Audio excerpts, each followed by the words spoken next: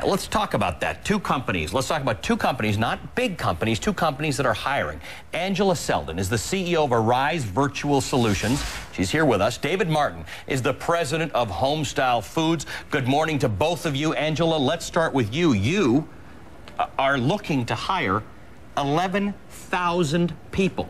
I thought it was an error when I first heard about you. Between now and the end of the year, we have 11,000 work opportunities for people in the U.S. and Canada. We're very excited about that opportunity for folks. It's a work-from-home opportunity.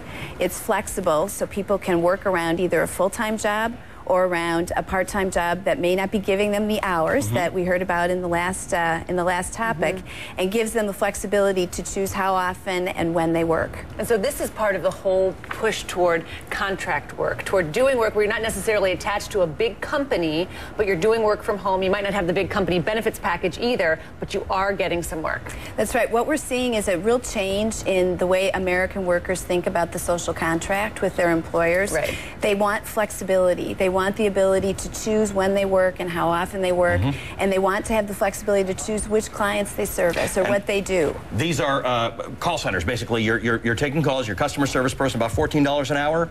It could range anywhere from $12 to $30 an hour, depending upon the type of work. So when I'm not calling Carnival Cruise Lines, I could be talking to somebody who's working for you. You absolutely would be talking with someone who's working for us. Okay, Angela, you're almost the opposite of all this outsourcing trend. You're actually, we just assume call centers go to other places like India and the Philippines. That's right. And one of the things that we think the government can do is create an incentive for companies to repatriate those jobs. We've seen 1 million call center jobs go offshore in the last 10 years. And if we can create a one-year benefit for a company to bring those jobs back onshore, it's tremendous infusion of opportunities for people to work.